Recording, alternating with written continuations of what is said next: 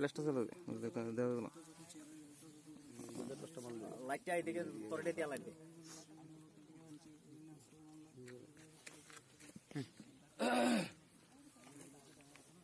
কাকার নাম কি কাকা?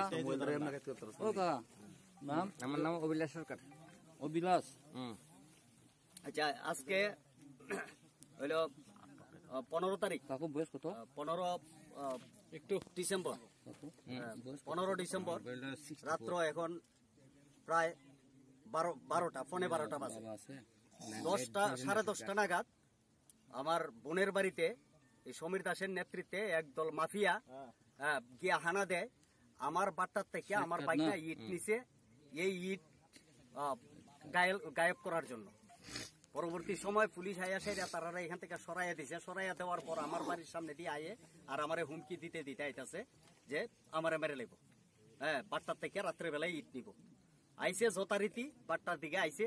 এই এলাকার থেকে অসংখ্য মানুষ আমার সহৃদয় ব্যক্তিরা ফোন করছে যে এরা বাট্টা টুকতাছে, কে বা কারা আমরা জানি না। রাতের অন্ধকারে আয়া বাট্টা ঢুকছে। তখন আমরা পাড়ার পোলাপান সহ আত্মীয় স্বজন সহ সবাই মিল্লা যখন আইসি, আয়া দেখছি সমীরের নেতৃত্বে একদল চোর বাট্টার ভিতরে গাড়ি আনাইতাছে, ফোন করতেছে, গাড়ি আইতাছে, ইট চুরি করব। বাকিটি বাগছে, সমীর আর বাগতে পারছে না। এই হলো সমীর দাস, এলাকার বিশিষ্ট নেতৃত্ব, বিজেপি নেতৃত্ব। যাই হোক, তার পরিচয় সে দিব। আমরা এখন গন্ডাছড়া থানার আরক্ষা প্রশাসনের বন্ধুরা এসছেন, আমরা তাদের হাতে তারে তুলে দিতেছি।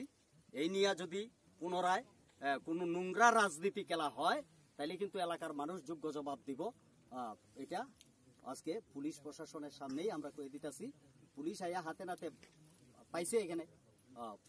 পুলিশ কি ভূমিকা নেয়, বিগত দিনেও আমরা পুলিশের ভূমিকা দেখছি। এই বার্তা নিয়ে অনেক কেস হয়েছে, অনেক মামলা হয়েছে। পুলিশের ভূমিকা দেখছি, একদম নাক্কারজনক ছিল। আমরা আশা করি পুলিশের একটা সদর্থক ভূমিকা থাকবো আজকের ঘটনার বিষয়ে। পুলিশ যেন এই চোরেদের বিরুদ্ধে যথোপযুক্ত ব্যবস্থা গ্রহণ করে। এই সমীরের নেতৃত্বে এর আগে 4.5 লক্ষ ইট আমার বাট্টার থেকে লুটপাট করে নিয়ে বিক্রি করছে।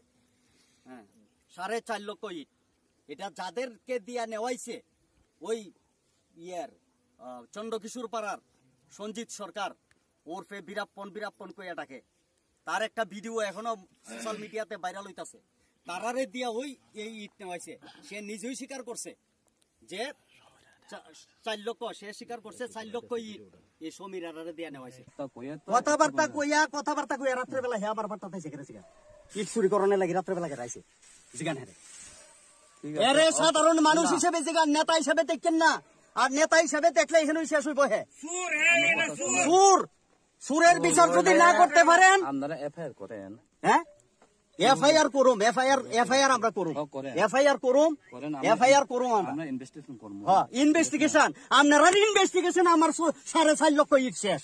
ইনভেস্টিগেশন আপনারা 4বার কেস কইরা হাইকোর্টে গিয়া কেস পাইছে। হাইকোর্টে স্যারে আমরা না করছে, বাচ্চা যাই পুলিশ তো আপনারা এফআইআর করছেন 5 বছর। জিগান না এলাকার মানুষে এই ইট চুরি করছে কিনা।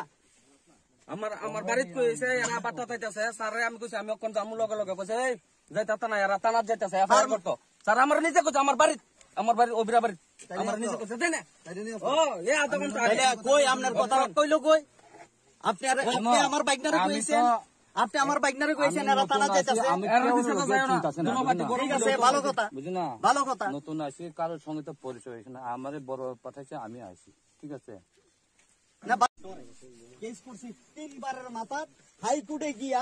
হাইকোর্টে 3 বার ওসিরে, এসডিপিও রে, এসপি রে টাকা এনিয়া পড়ে কেস একটা রেজিস্টার করাইছে, কলা পাতা লিখতে কোর্টে পাঠাই দিছে। কিচ্ছু নাই। এটা লাস্টে বাধ্য হইয়া কোর্টে গিয়া আমি তারাই কোন লাগছে না আমি দিছি ইউজ চুরি করছে আর এরা কেস পাঠাই দিছে। ওই আমার হুমকি দিছে কইয়া বাজারও। হ্যাঁ, যাক কোর্টে গিয়ে আমি লাস্টে আমি কইছি যে না আমি কেউ চিনি না, খালাস হয়ে আইছে। যাক, শেষ হয়েছে, শেষ ম্যাটার শেষ। এটা শেষ হয়েছে, অনেকদিন হয়ে গেছে। এরপরে বাট্টা এরার ওই মনে মনে কয় না রাজার মাইয়া বিয়া করে, মনে মনে এরা বাট্টা এরা ভাই এলাইছে কেস করে বাট্টা এরা।